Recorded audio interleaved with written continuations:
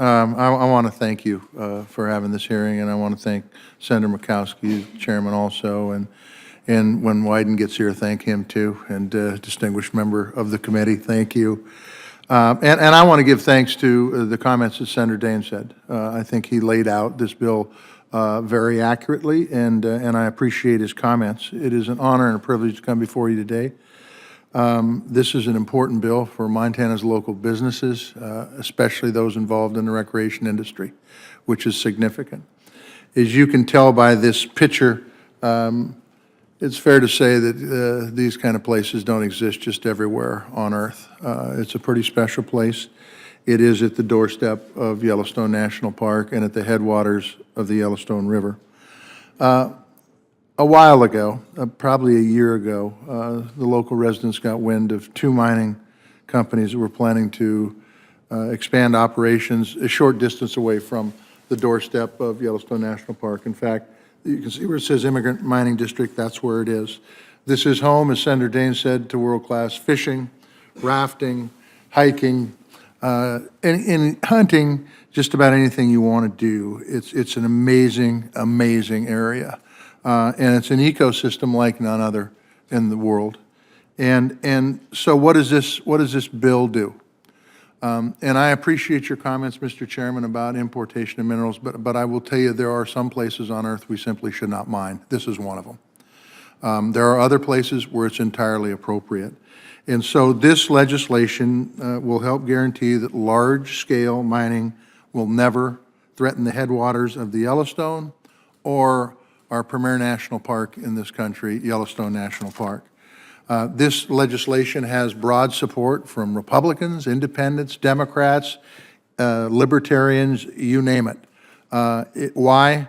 Because this is the gateway to the park, and it's the headwaters of the Yellowstone. It creates millions of jobs, if not, and not millions of jobs, millions of dollars into our economy, if not billions of dollars, and helps create a ton of jobs in the region over the long haul.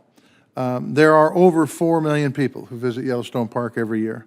Every one of them spend their hard-earned money in and around the communities of Yellowstone Park.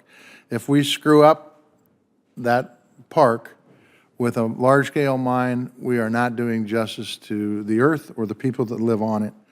A picture is worth 1,000 words. And I just want to point out to you what we've got here. I mean, this is amazing. And Senator Daines is correct. There is another mine that does palladium and platinum. It is a zero discharge mine, and it is a very good mine. There is absolutely no assurance that that's where we'll end up here.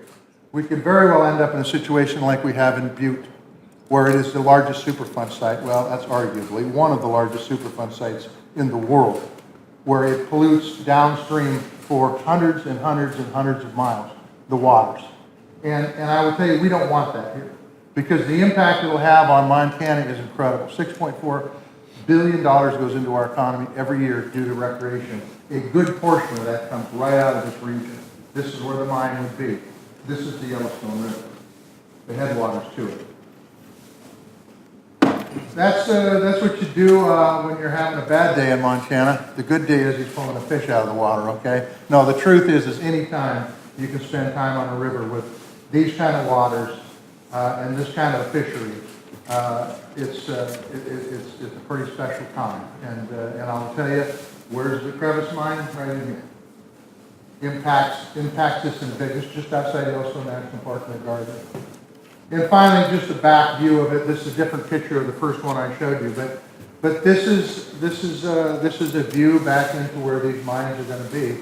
And this is Yellowstone Park over here, and it's just a magnificent country. I mean, it's a place you dream about when you're sitting in an office with no windows, to get out and be able to utilize this area. And it's why people come to places like Montana, why they covet places like Montana.